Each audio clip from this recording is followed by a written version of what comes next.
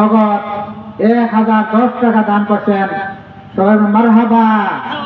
জাযাকাল্লাহ কেতসমান বাদি করদি মুরাবা নিজাহাম রাজি করদি মুরাবা নিজাহাম রাজি করদি।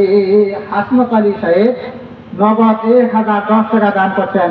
ওনার দানকে আল্লাহ পাক কবুল করেন, জান্নাতুল হায়াতে তাইয়্যিবা দান করুন। আব্বা আম্মা দাদা দাদি নানা নানি যিনারা কবরবাসী হয়ে গেছে, যিনাদের কবরগুলো আল্লাহ জান্নাতের বাগানে পরিণত করেন।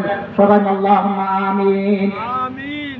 আমি বলতেছিলাম এমনি ভাবে পরীক্ষা শুরু হয়ে গেছে যে কে এই দায়িত্ব ভার অর্পণ করবে, তাই না? হুদহুদ পাখি তো উনি তো দায়িত্ব ভার নিয়ে যাইতেছে আর শো করে যাইতেছে। এমনি সময় অবস্থাটা এরকম হলো যে চাইতেছে লা ইলাহা ইল্লাল্লাহ, চালু করো, লা ইলাহা ইল্লাল্লাহ, লা ইলাহা ইল্লাল্লাহ, লা ইলাহা ইল্লাল্লাহ, লা ইলাহা ইল্লাল্লাহ মুহাম্মাদুর রাসূলুল্লাহ। সবাই পড়েন সাল্লাল্লাহু আলাইহি ওয়াসাল্লাম। হযরত ওনারা পরীক্ষা নিরীক্ষা করতেছে, পরিদর্শন করতেছে। হুজুর সাল্লাল্লাহু আলাইহি ওয়াসাল্লাম কিন্তু পরীক্ষা খোঁজ খবর নিতেন। এই সুন্নতকে বজায় রাখতে গিয়ে হযরত ওমর রাদিয়াল্লাহু তাআলা আনহু রাতের আধারে আরেকজন মুরব্বী দিয়েছে 50 টাকা, জাযাকাল্লাহ খায়রান ফিদ্দারেন। আরেকজনে টাকা নিয়ে আসতেছে ওয়াদের মাঝে। আরেকজনে দিয়েছেন 500 টাকা। মারহাবা, আরেকজনে মারহাবা, নারে তাকবীর, 500 টাকা। মারহাবা মারহাবা ইয়া মারহাবা ইয়া মারহাবা দানকারীদের জন্য আগে মারহাবা। জাযাকাল্লাহ কেতসমান বাদি করদি মুরাবাদ নিজাহাম রাজি করদি। এই সুন্নতকে বজায় রাখতে গিয়া হযরত ওমর রাদিয়াল্লাহু তাআলা আনহু রাতের আধারে অলিতে গলিতে ঘুরে ঘুরে বেড়াইতেন, খোঁজ খবর নিতেন। দেখছেন অবস্থাটা, খোঁজ খবর নিতেন। এমনি সময় কোন ব্যক্তির কোন সমস্যা থাকলে এইটা সমস্যার সমাধান করতে উনি সর্বদা এগিয়ে আসতেন। সবাই বলেন সুবহানাল্লাহ। এইটা সুন্নত, খোঁজ খবর নেওয়া। হযরত সুলাইমান আলাইহিস সালাম পাখিদের খোঁজ খবর নিতেছে যে খোঁজ খবরের এক পর্যায়ে মালিয়া লাল হুদহুদা আম কানা মিনাল গায়বিন। আমি তো হুদহুদকে দেখতেছি না, হুদহুদকে দেখতেছি না। এইটা বলতেছে যে আমি তো হুদহুদকে দেখতেছি না। উনি কি অনুপস্থিত? আসলে তো উনি অনুপস্থিত। এমনি সময় হুদহুদ পাখি নাই, উনি কোনো জায়গায় চলে গেছে, নাই। সাথে সাথে উনি ঘোষণা দিয়ে দিলেন লা ইউআযিবান্নাহুম আযাবান শাদীদা আও লা আযবাহান্নাহু। উনি বলতেছেন যে উপযুক্ত কারণ যদি দর্শাইতে না পারে তাহলে হুদহুদকে আমি কঠোর শাস্তি প্রদান করব।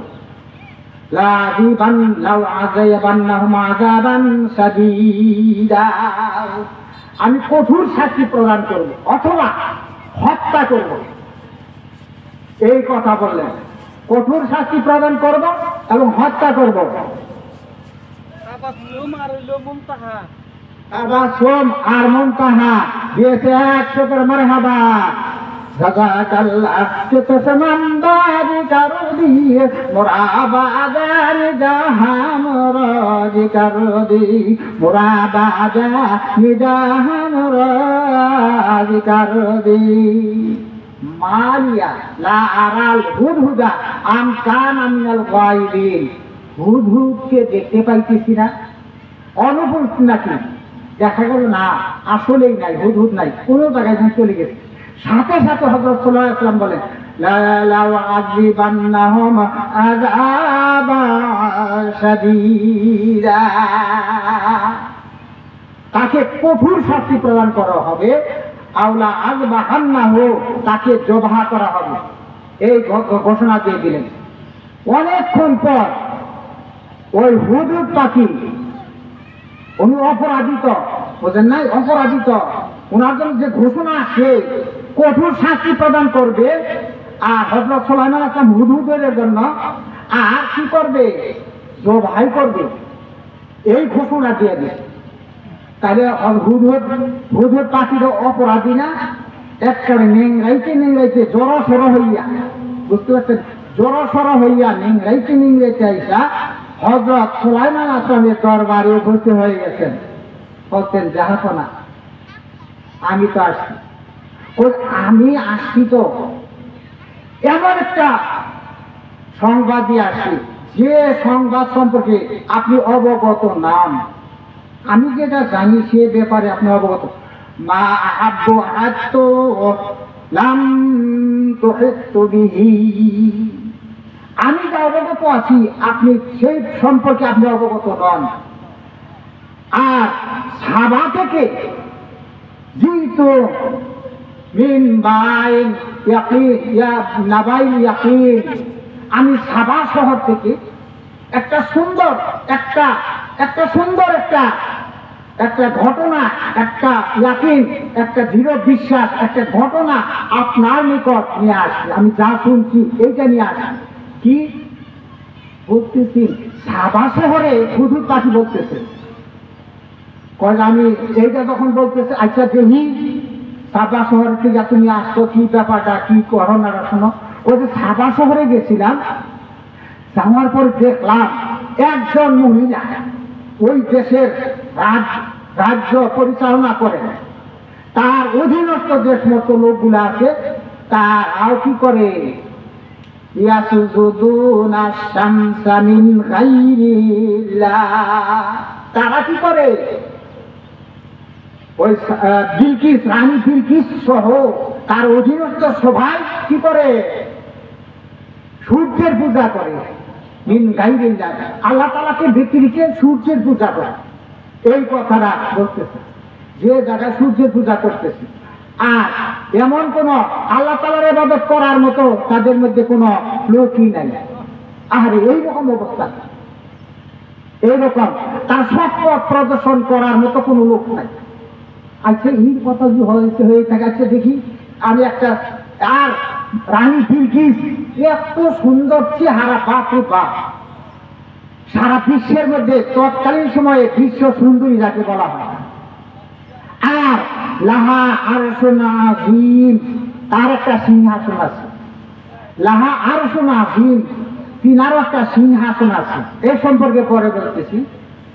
উনি করলেন কি, আচ্ছা যাও, একটা চিঠি লেখা দিলাম, ইন্নাহু মিন সুলাইমানা ওয়া ইন্নাহু বিসমিল্লাহির রহমানির রহিম। হযরত সুলাইমান আলাইহিস সালাম রানী বিলকিসের নিকট একটা চিঠি লিখে দিলেন। দেখছেন অবস্থাটা, ওইটার মধ্যে লেখলেন সুলাইমান আলাইহিস সালামের পক্ষ থেকে বিসমিল্লাহির রহমানির রহিম, ওই কথাটা লেখা আছে। ইন্নাহু মিন সুলাইমানা ইন্নাহু বিসমিল্লাহির রহমানির রহিম। এই চিঠিখানা নিয়া হুদহুদ পাখিকে বলল, তুমি নিয়ে কি করবা, ওই রানী বিলকিসের নিকট দিয়ে দেবা। আর তার যে সিংহাসনটা কোন জায়গায় উনি বসতেন, তাফসীরে মারিফুল কোরআন আছে, তাফসীরে কুরতুবীর মধ্যে আছে যে সাতটা, একটা করে বিল্ডিং আছে, একটা করে রুম আছে, ওটা তালাবদ্ধ, আরেকটা বিল্ডিং আছে ওটা তালাবদ্ধ, আরেকটা বিল্ডিং আছে তালাবদ্ধ। এমনি ভাবে সাতটা বিল্ডিং এর পর তালাবদ্ধ, সাতটা বিল্ডিং এর পরে ওই রানী বিলকিসের সিংহাসন। সবাই বলেন সুবহানাল্লাহ। ওইখানে উনি দণ্ডায়মান, উনি বসা আছে। এমনি সময় ওই হুদহুদ পাখি ওই চিঠিখানা নিয়া ওইখানে যাইতেছে, কোনো জায়গা পায় না। ওই যে বেলকির মধ্যে একটু ছোট্ট একটু জায়গা আছে, ওই জায়গাটা ধুইকা রানী বিলকিসের বুকের উপর রাখা আছে। উনি স্মরণ করছেন তো এমনি অবস্থা, ওই সিংহাসনের মধ্যে উনি স্মরণ করছে একটু নিচে গেছে, তার বুকের উপর রাখা আছে। রাইকা হযরত সুলাইমান আসলাম বললেন, আচ্ছা রাইকাই শেষ করো না, তুমি একটু দূরে থাকবা, যে রানী বিলকিসের তার প্রতিক্রিয়াটা কি হয় এইটা তুমি প্রত্যক্ষ করে আসা। দেখছেন রানী বিলকিস এই চিঠিখানা পড়িয়া তার কি প্রতিক্রিয়া হয়, কিভাবে এইটা তুমি দেখবা, দূরে থেকে এটা দেখবা, প্রত্যক্ষ করবা, জানবা, বুঝবা। এই কথাটা বইলা দিল, এই কথাটা বইলা হুদহুদ পাখি আবার চলে আসে। হুদহুদ পাখি আবার সুলাইমান আসলামের নিকট চলে আসে। এমনি সময় রানী বিলকিস একটা সিংহাসনে যে বসত, কুরতুবির মধ্যে আছে, তাফসীর মাযহারি বা কুরতুবির মধ্যে আছে ইবনে আব্বাস, উনি বলতেছেন যে এই রানী বিলকিসের লাহা আরশুন আযীম, এইটাকে রাজ সিংহাসন বলে ট্রিট করেছেন, রাজ সিংহাসন বলে আখ্যা দিয়েছেন। ইবনে আব্বাস কুরতুবি, তাফসীরে কুরতুবির মধ্যে আছে এইটা হলো কি রাজ সিংহাসন। ওই কুরতুবির মধ্যে, তাফসীরে কুরতুবির মধ্যে রয়েছে এইটা দৈর্ঘ্য ছিল 80 হাত, দৈর্ঘ্য 80 হাত, প্রস্থ হলো 40 হাত। দৈর্ঘ্য হলো 80 হাত, প্রস্থ হলো 40 হাত, উঁচু হলো 30 হাত।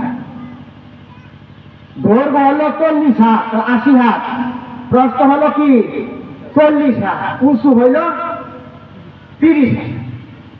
আর ওই সিংহাসনের ইয়াকুত মণিমুক্তা মানিক্য দ্বারা খচিত, দ্বারা ওখানে ওইটা সুসজ্জিত করেছেন, মণিমাণিক্য দ্বারা, ইয়াকুত দ্বারা ওইটা সুশোভিত করেছেন।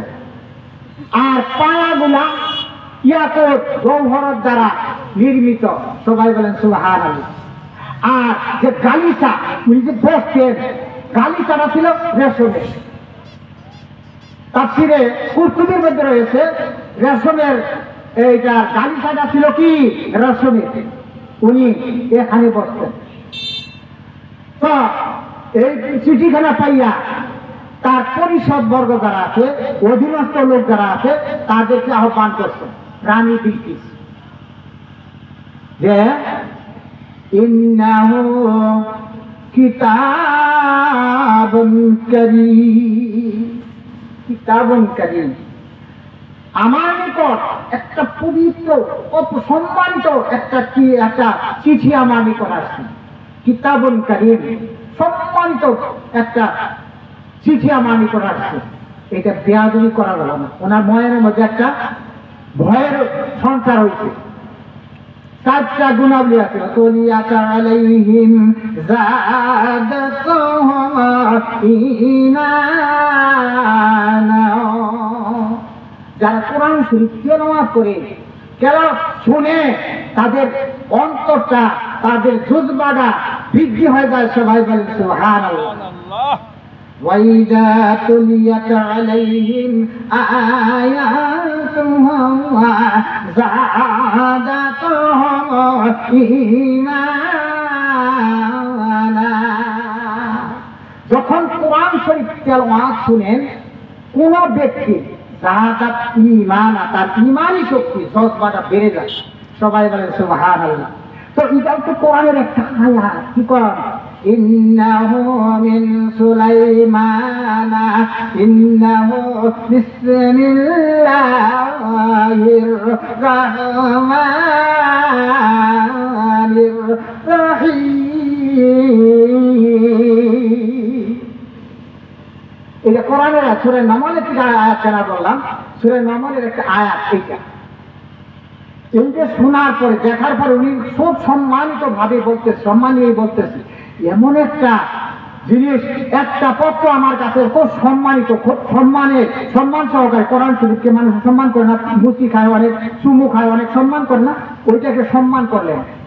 সম্মান করে পরিষদ বর্গকে ডাকছেন, যাচ্ছা এইরকম একটা চিঠি আছে, এই ব্যাপারে কি করা যায়। পরিষদ বর্গ তারা সবাই তো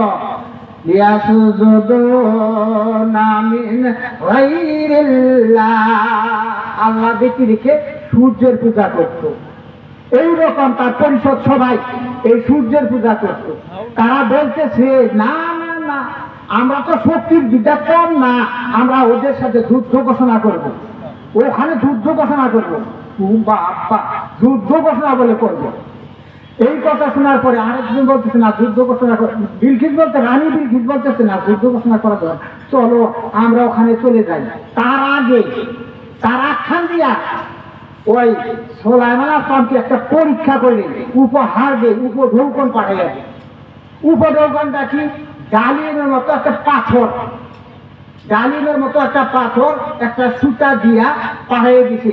এই সুতাটা যেন ডালিমের মধ্যে পেছাইনা অবস্থা, এটা যেন ঢুকাইতে পারে এমন একটা অবস্থা পাহাড়ের এটার মধ্যে, ওই যে পেছাইনা পাথরের মধ্যে ওইটা কেমন করে ঢুকাইয়া দিবে, এটা পরীক্ষা করা হবে। দেখছেন কোরআন শরীফে সুষুপ্ত আয়াতের মধ্যে আছে একটা পাথর, এই পরীক্ষা স্বরূপ হযরত সুলাইমান আসলাম নিকট পাঠিয়ে দিলেন। সবাই বলেন সুবহানাল্লাহ। পরীক্ষা তো উত্তীর্ণ হওয়া লাগবে, রানী বিলকিস তো বিবাহ করার লাগবে, বুঝলেন না? হ্যাঁ, উনি কি করতেছেন, উই পোকা আছে না, মাটির পোকা, উই পোকাকে নির্দেশ দিলেন। ওই যে তার কাজের সমস্ত কিছু আসছিল, বুঝতেন না, যে উই পোকাকে নির্দেশ দিলেন ওই সুতাটা সুন্দর করে ওই পেঁচাইয়া ঢুকাইয়া সুন্দর করে দুই মোটা বাই করে দিয়েছি, সুন্দর করে বাই করে আবার ওখানে পৌঁছে দিয়েছি। হ্যাঁ, পৌঁছে দেওয়ার পরে রানী বিলকিস আর একটু সুন্দর, এত সুন্দর, প্রথম পরীক্ষাতে উত্তীর্ণ হয়েছেন, তো মানুষ তো আবার খারাপ না, তো সবাইকে নিয়ে আমরা সমস্ত লোকগুলা আমরা কি করব, ওই তার বাড়িতে যাব, তার কাছে সাক্ষাৎ করব।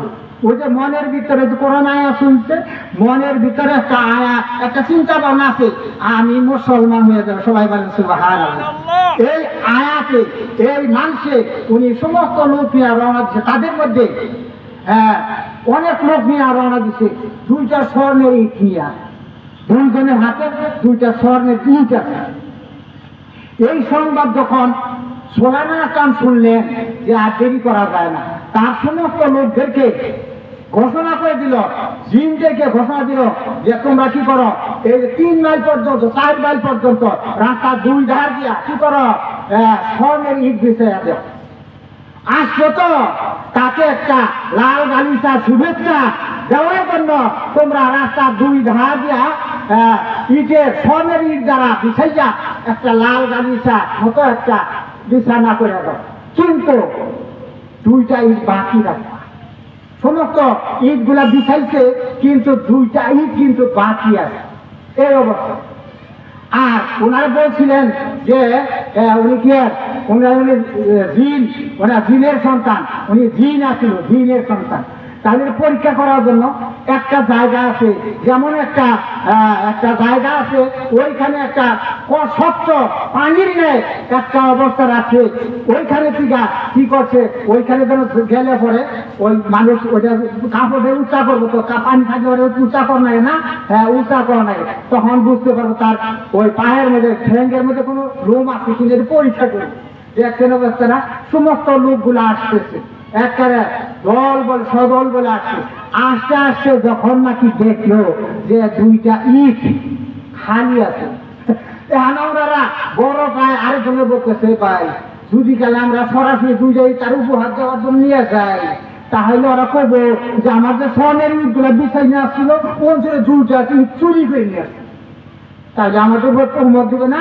হ্যাঁ, ওরা বলছে তহমত দিবে, আমাদের উপরে কি তহমত দিবে, এইটা ধারণা করে কয় যে না না ইট নেওয়া যাবো না, ওই যে দুইটা ইট খালি আছে না, ওই দুই ইটের ওই জায়গায় দুইটা ইটটা পরিপূর্ণ করে দিলেন। সবাই বলেন সুবহানাল্লাহ। যাইতেছে যাইতে যাইতে এমন একটা জায়গায় উপনীত হয়েছেন, আর তার আখ্যান দিয়া বলতেছে রানী বিলকিসের যে সিংহাসনটা কে আনতে পারবা, এক দিন বলতেছে হাতের মুষ্টি একত্র করবেন আবার ছাড়বেন, এই টাইমের মধ্যে রানী বিলকিসের সিংহাসন আপনি আমি কত উপস্থিত করে ফেলবো। সবাই বলে সুবহানাল্লাহ। সারা হিন্দ একজন জিন বলতেছে না না না, চোখের পলক ফেলবে আর চোখের পলক ফালানোর সাথে সাথে মন যাবেন আর পলক পাবেন, এই চোখের পলক ফালানোর সাথে সাথে এই অল্প সময়ের মধ্যে আমি রানী বিলকিসের সিংহাসন আপনার আমি উপস্থিত করে দেব। সবাই বলেন সুবহানাল্লাহ। জিন জাতি তো একেবারে বলার সাথে সাথে রানী বিলকিসের সিংহাসন ওনার দরবারে এসে উপস্থিত করলেন। সবাই বলেন সুবহানাল্লাহ। বলার পরে ওই সূরা নম্বরের ভিতরে আসছে হযরত সাল্লাল্লাহু আলাইহি ওয়াসাল্লাম বললেন, আচ্ছা এই যে সিংহাসনটা তো ভালোই দেখা যায়, একটু বিকৃতি করবা, একটু বিকৃত করবা, সঠিক মানে রাখবা না, একটু বিকৃত করে দাও, তাকে পরীক্ষা করবো তারই সিংহাসনটা কোন না, এটা সে ভ্রান্ত ধারণা করে নাকি এটা আমরা পরীক্ষা করবো, যে একটু বিকৃতি করবা, এইরকম নিয়ত কইরা বলে দিল যে এটা বিকৃতি করবা।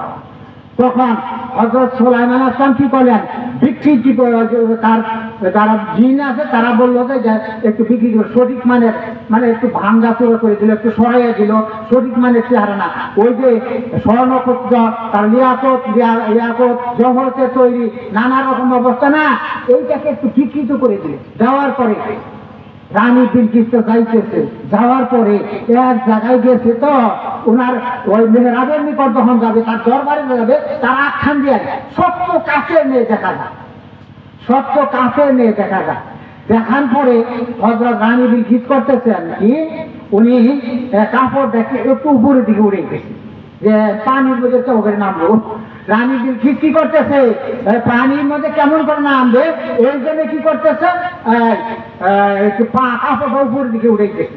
অন্য লোক যারা আছে না, অন্য জিন আছে, তারা বলতেছে না তার কোনো লোমও দেখা যায় না, বুঝলেন নাই, সারাহীন তার কোনো লোমও দেখা যায় না, তো ওই রকম না। রানী বিলকিস তার নির্দিষ্ট প্রাসাদে যাওয়ার পরে উনি তার ব্যবহারে তুষ্ট হইয়া ইসলাম ধর্মে দীক্ষিত হলেন। সবাই বলেন সুবহানাল্লাহ। আল্লাহ রাব্বুল আলামিন কত ক্ষমতার অধিকারী।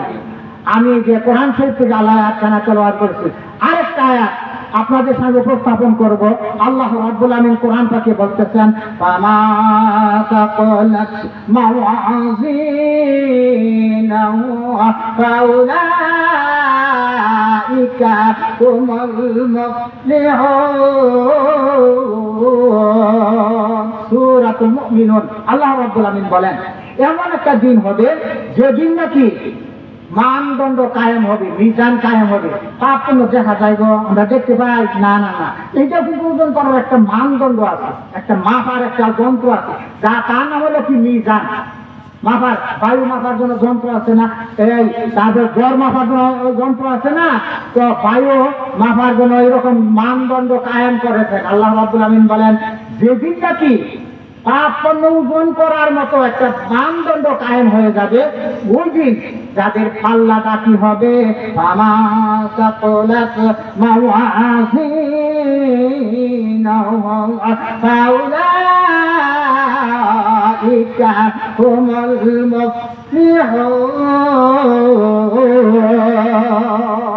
আল্লাহ রাব্বুল আলামিন বলেন, যার পাল্লাটা একটু ভারী হবে,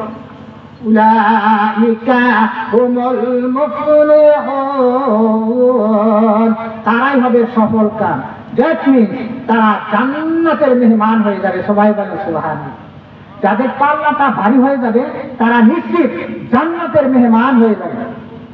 এটা আল্লাহ পাক ঘোষণা দিয়েছেন, লা শাক্কা ফিহি, there is no doubt in this word, যে এর মধ্যে কোনো সন্দেহের অবকাশ নাই। যিনারা যাদের পাল্লাটা ভারী হয়ে যাবে তিনারা নিশ্চিত জান্নাতে চলে যাবে। তারপরে আয়াতে বলতেছেন, ফামা ফাওয়ামান খাফফাত মাওয়াজিনুহু ফাউলাইকাল্লাযীনা খাসিরু আনফুসাহুম ফি জাহান্নামা খালিদুন।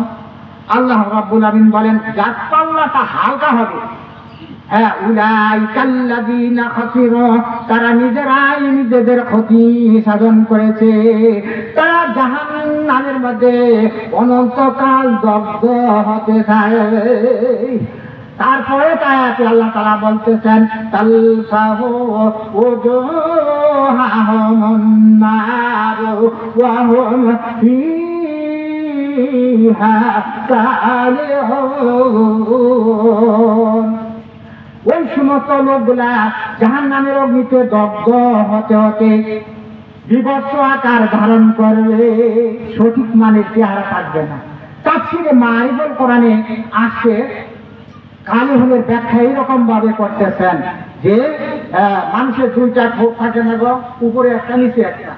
ওই তাফসীর মারিফুল কোরআনে আসছে যে কালিহুনের ব্যাখ্যা এইরকম ভাবে করতেছেন, উপরে ঠোঁটটা উপর দিয়ে গড়াইয়া পিছনের দিকে ঝুলতে থাকে, আর নিচের ঠোঁটটা পা পর্যন্ত গড়িয়ে পড়বে। আর মুখের মধ্যে উহুদ পাহাড়ে বড় বড় দন্ত থাকবে, বুঝতে পারছেন? বড় বড় দন্ত থাকবে। তাহলে কি রকম চেহারা হবে? নিজের বিবেককে প্রশ্ন করলে বুঝতে পারবেন, জানতে পারবেন, উপলব্ধি করতে পারবেন যে উপরে ঠোঁটটা দিয়ে পিছন দিকে ঘুরিয়ে পিছন দিয়ে ঝুলতে থাকে, আর নিচের পাটা দিয়ে পা পর্যন্ত গড়িয়ে পড়ে। আর মুখের মধ্যে যদি উহুদ পাহাড়ে বড় বড় দন্ত থাকে, তাদের চেহারা কিরকম দেখা যাবে গো? কি রকম দেখা যাব? আল্লাহ রাব্বুল আমিন বলেন, তালফাহু উজুহাহুমুন নারু ওয়া হুম ফীহা কালিহুন। জাহান্নামের অগ্নিতে দগ্ধ হতে হতে তাদের চেহারা বিভৎস আকার ধারণ করবে, সঠিক মানের চেহারা থাকবে না।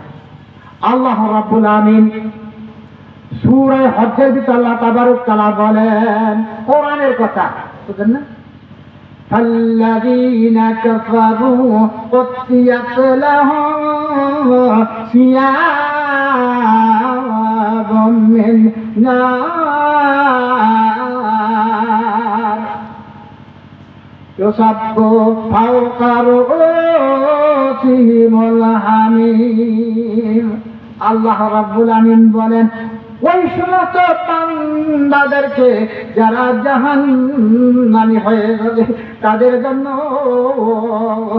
আগুনের পোশাক তৈরি করে রেখে দিয়েছেন। আগুনের পোশাক তাদের জন্য তৈরি করে রেখে দিয়েছেন। আগুনের পোশাক তাদেরকে পরিয়ে দিবেন।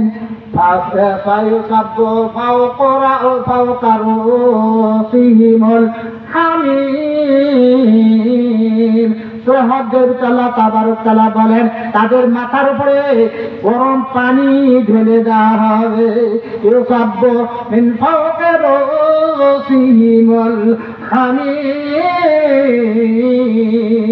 তাদের মাথার উপরে গরম পানি ঢেলে দেওয়া হবে।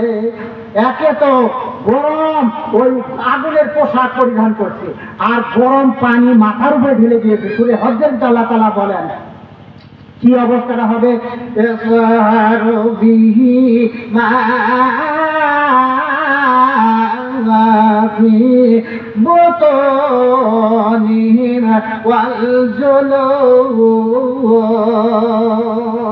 আল্লাহ রাব্বুল আলামিন বলেন, এই যে যখন কি করবে, আগুনের পোশাক তাদেরকে পরিয়ে দেওয়া হবে, মাথার উপরে গরম পানি ঢেলে দেওয়া হবে।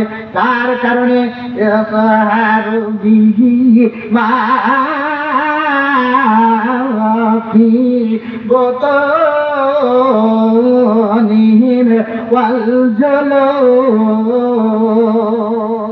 উদরস্থ সব কিছু গলে গলে গুজ্জ দাঁড়া বের হতে থাকবে, গুজ্জদারটা বের হতে থাকবে। সমস্ত কিছু গলে গলে, ওই পেটের মধ্যে সমস্ত কিছু গলে গলে গুজ্জদারটা বের হতে থাকবে। আল্লাহ রাব্বুল আলামিন বলেন, ওয়ালাহুম মাকামিউ মিন হাদীদ। আল্লাহ রাব্বুল আলামিন বলেন, তাদেরকে শাস্তি দেওয়ার জন্য, আরো কঠিনতম আযাব দেওয়ার জন্য, আরো কঠিনতম শাস্তি দেওয়ার জন্য লোহার হাতুড়ি তৈরি করে রাখছেন। বড় বড় হাতুড়, এই দুইটাই মনে না বড় বড় হাতুড় তৈরি করে রাখছেন তাদেরকে আঘাত করার জন্য, একবার হাত করবে অনেক অটল অটল অনেক দূরে চলে যাবে, অনেক অনেক গহবরে চলে যাবে, আবার ওখান থেকে চিমটাটা উঠাইতে আবার আবার আঘাত করতে থাকবে। একে তো শরীরের মধ্যে পোশাক চলে আগুনে, মাথার মধ্যে গরম পানি ঢেলে দেওয়া হবে, আর ওই যে বড় বড় হাতুড়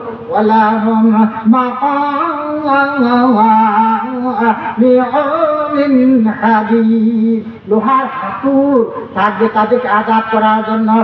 হজ্জের ভিতরে আল্লাহ তাআলা বলেন, এমনি সময় আল্লাহ তাআলা বলেন ওই সমস্ত বান্দাগুলো কি করবে, আল্লাহ তাআলার নিকট বলতে থাকবে যে আল্লাহ এই আযাব থেকে আমাদেরকে নিশ্চিত দান করুন, এখান থেকে বের করে দেন, এখান থেকে আমাদেরকে বের করে দেন। আল্লাহ তাআলা বলেন যে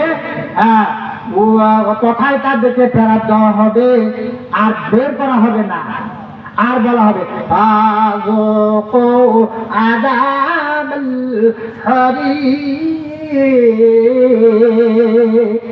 আযাবের আস্বাদন তোমরা গ্রহণ করতে থাকো।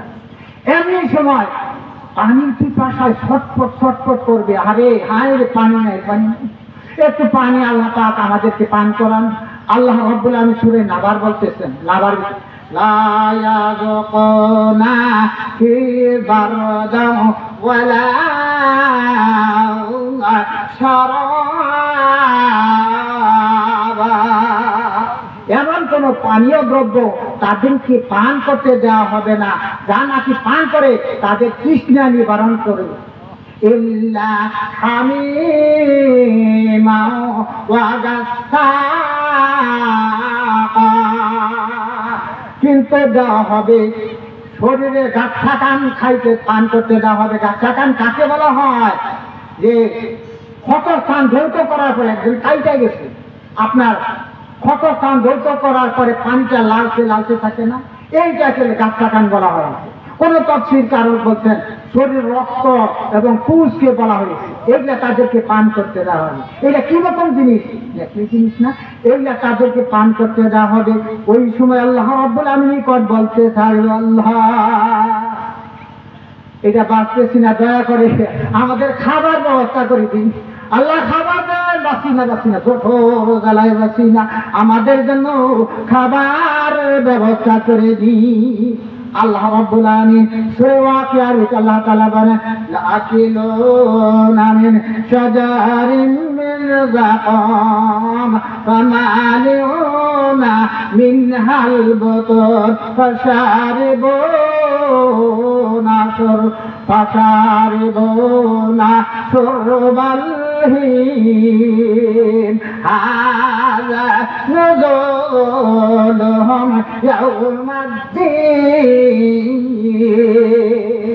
সূরা ওয়াকিয়ার ভিতরে আল্লাহ তাআলা বলেন, লাকিলুনা মিন শাজারিন মিন যাকাম, এই যখন নাকি খাদ্য প্রার্থনা করবে তখন তাদেরকে পঞ্চকময় কাঁটাযুক্ত বিষাক্ত কাঁটা এগুলা তাদের খাইতে দেওয়া হবে। ও বাবা রে, এত বিষাক্ত কাঁটা এগুলা তাদেরকে খাইতে দেওয়া হবে। লাকিলুনা মিন শাজারিন মিন যাকাম, বিষাক্ত কাঁটা ওই বান্দাকে খাইতে দেওয়া হবে।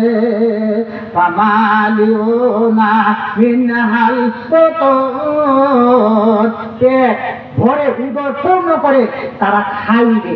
খাওয়ার পরে এমন একটা অবস্থা হবে, পুরে বাপে আর পেটের মধ্যে যাইয়া ওই আঘাত লাগবে, বিষাক্ত কাটার আঘাতে এত বিষের জ্বালা শুরু হয়ে যাবে।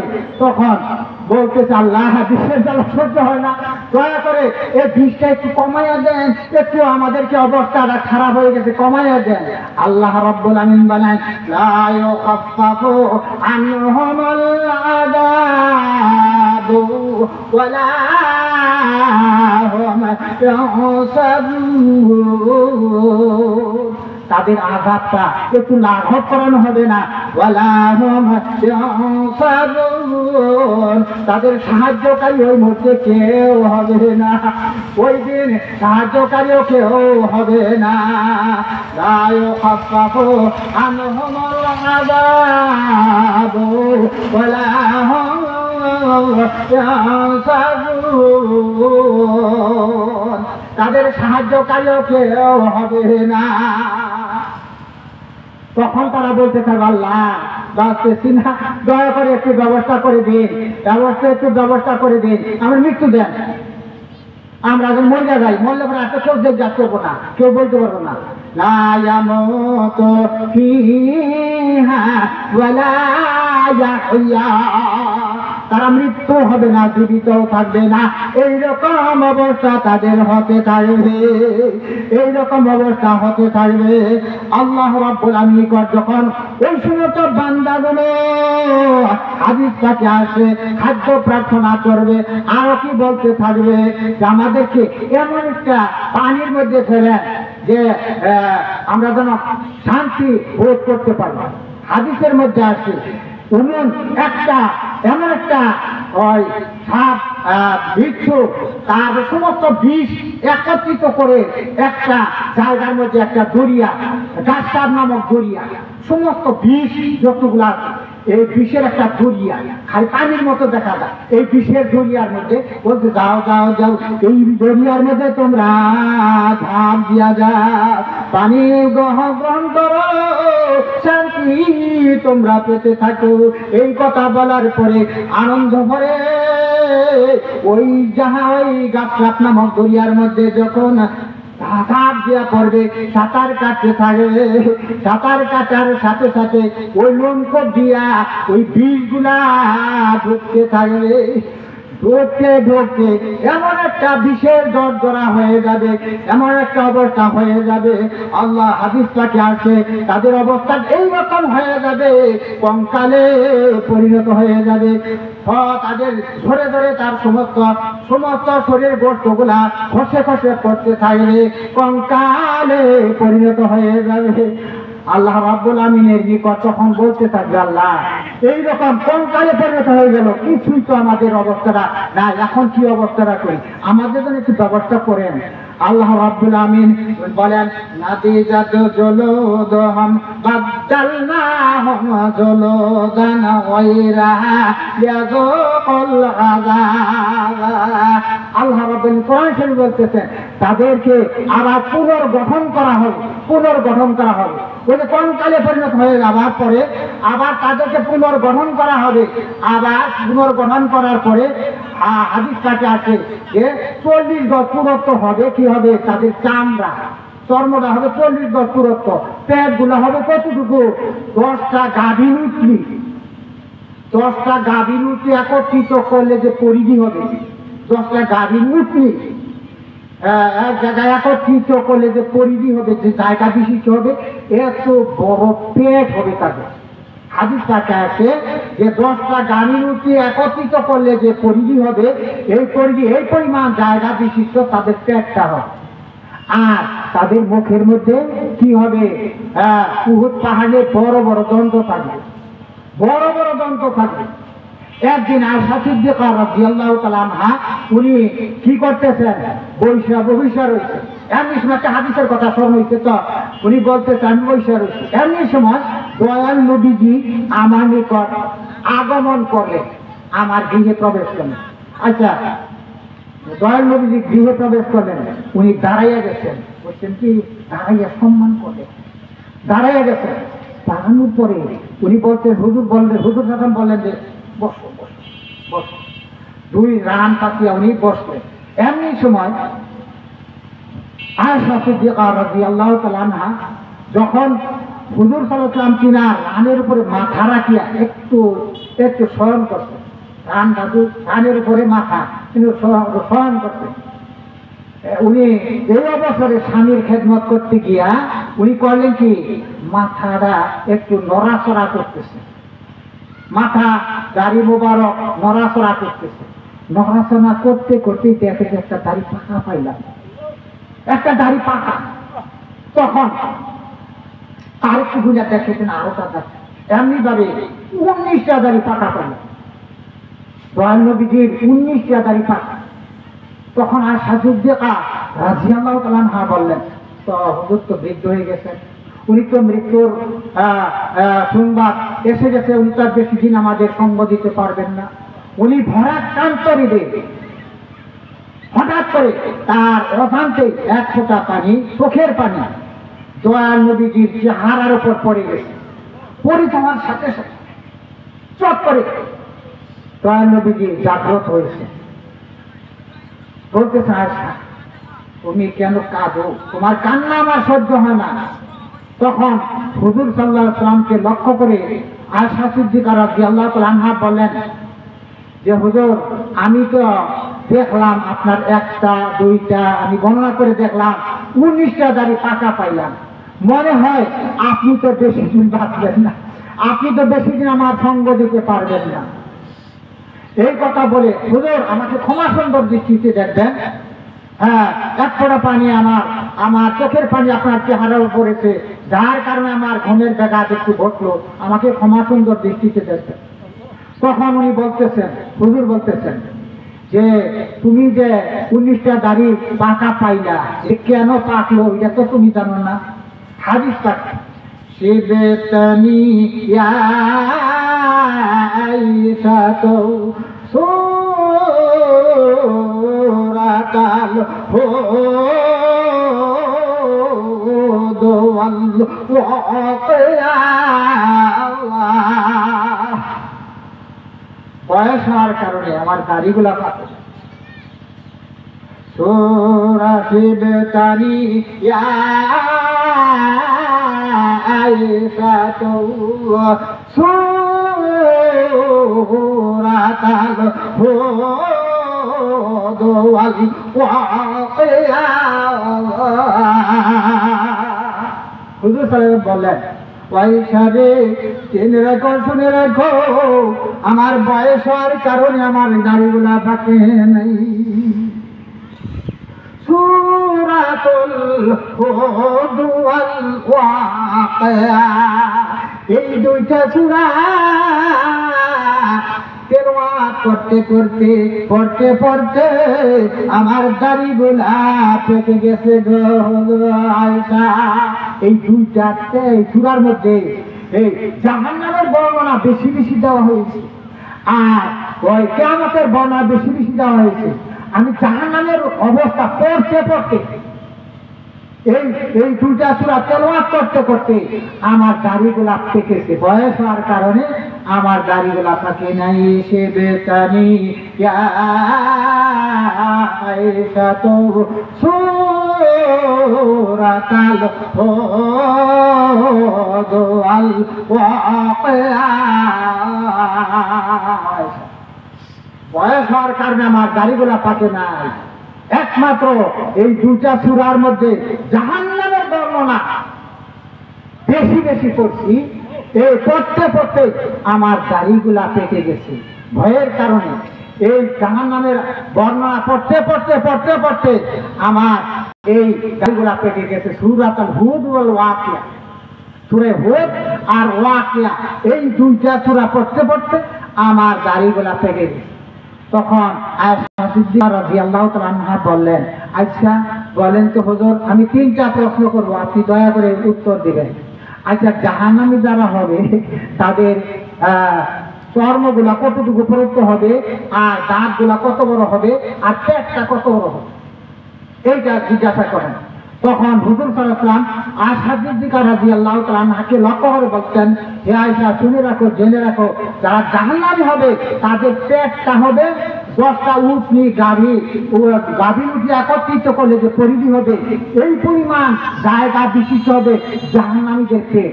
আর তার চর্ম থাকবে 40 গজ পুরুত্ব, আর দন্ত থাকবে উহুদ পাহাড়ে বড় বড় দন্ত থাকবে। এইরকম অবস্থাটা হবে। ওই যে বলতেছিলাম যে যখন নাকি ওই যে তারা কঙ্কালে পরিণত হয়ে যাবে, এমনি সময় ওই সমস্ত লোকরা বলতে থাকবে, আল্লাহ বুঝতেছি, আমাদেরকে এই থেকে নিষ্কৃতি দান করুন। তখন আল্লাহ পাক বলেন, ওয়ানাদি জাদজুলুদুহুম বাদদালনাহুম জুলুদান গায়রাহা ইয়াযুকুল আযাবা।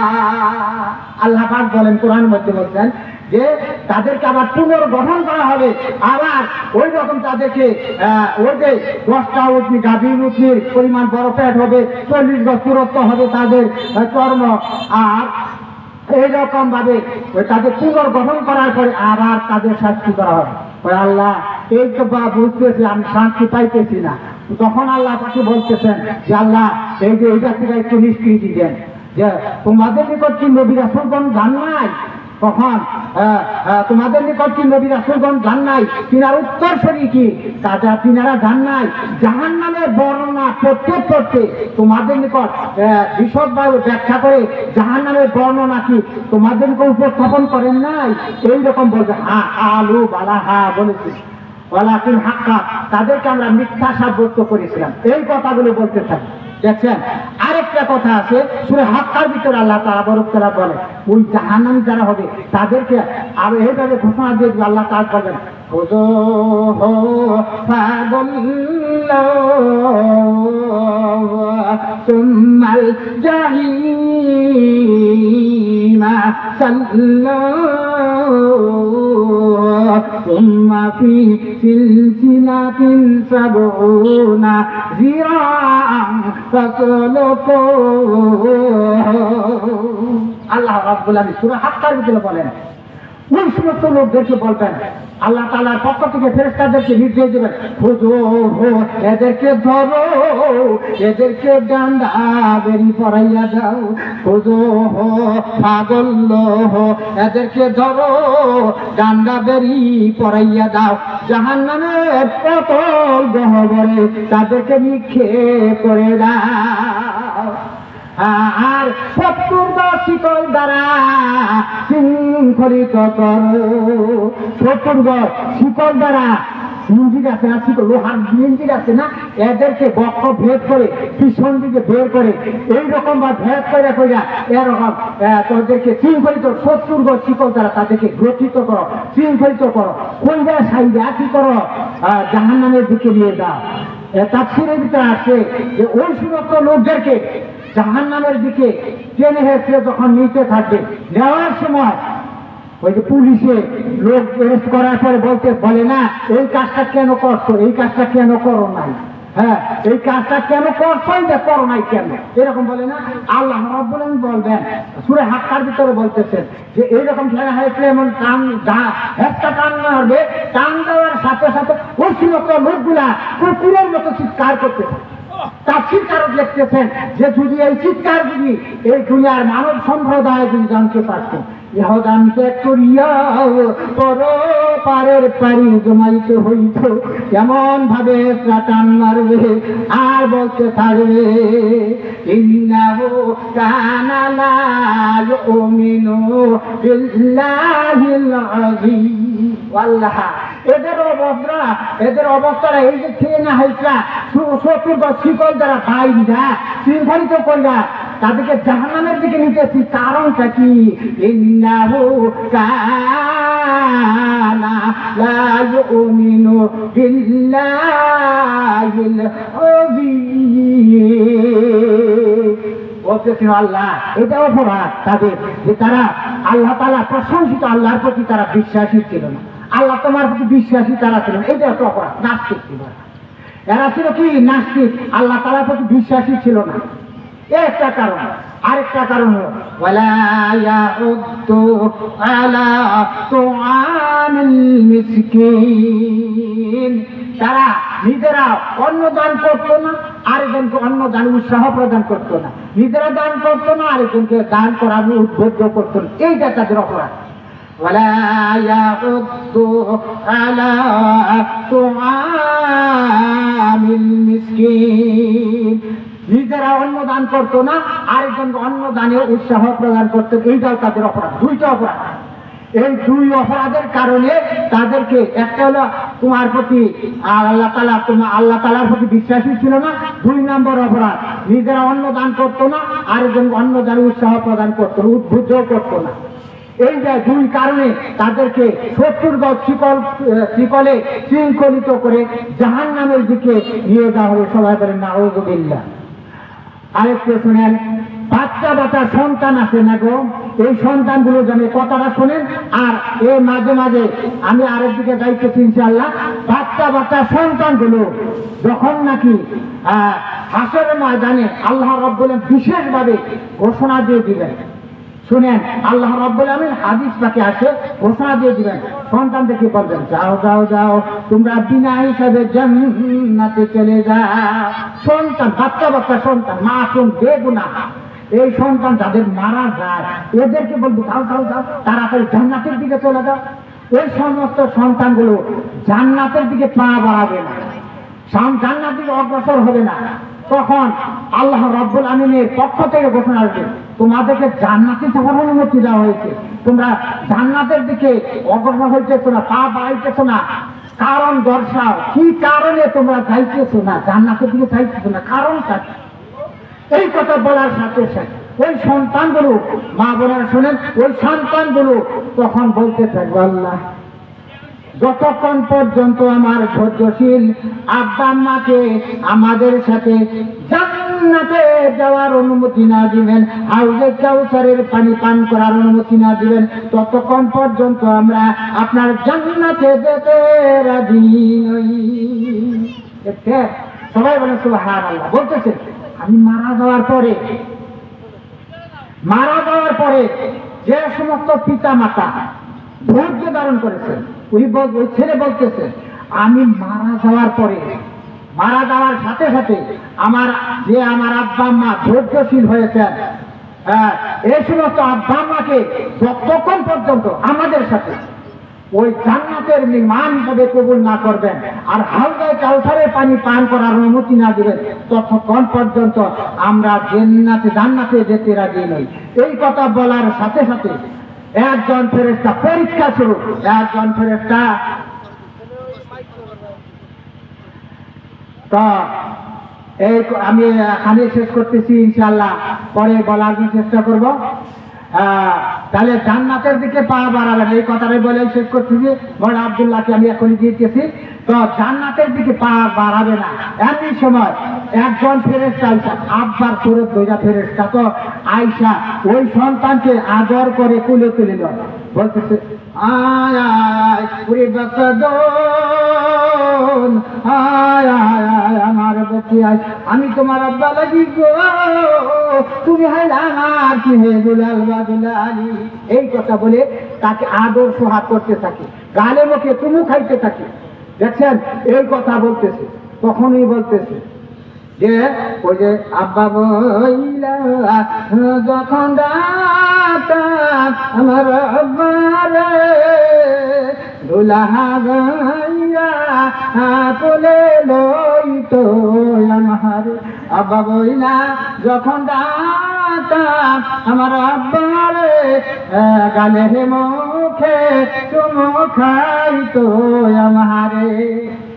উনি বলতেছেন যে আমি কি করব, যে আমি যখন মারা গেছি, মারার যাওয়ার সাথে সাথে আমার আব্বার এই পুত্র বিয়োগের আঘাত, কলিজার মধ্যে আঘাত এনেছে, সেই কলিজা পুরার দুর্গন্ধ তো আমি পাইলাম না। দেখে কিভাবে আব্বাকে পরীক্ষা করে, মারা যাওয়ার সাথে সাথে এই আমার সেই আঘাতে আমার আব্বার কলিজার মধ্যে আঘাত এনেছে, আমার আব্বার কলিজা পুরে ছারখার হয়ে গেছে, সেই কলিজা পুরার দুর্গন্ধ তো আমি পাইতেছি না, অতএব আপনি আব্বা আমার আব্বা হতে পারেন না। তো আমি এখানে শেষ করতেছি। मुराद मन नसीहत बद कर दाइन हवालत बाखुदा कर दही मोरफ़ताइन आयत अम्मा से बुलबुल सारे गुलशन किए खुश रहो तुम बागबानो हम तो अपना घर चले। আমি যা কিছু বললাম আমল করার চেষ্টা করবেন, আমি যেন আমল করতে পারি এই বলে বিদায় নিচ্ছি। ওয়া আখিরু দাওয়ানা আলহামদুলিল্লাহি রাব্বিল আলামিন। আসসালামু আলাইকুম ওয়া রাহমাতুল্লাহ।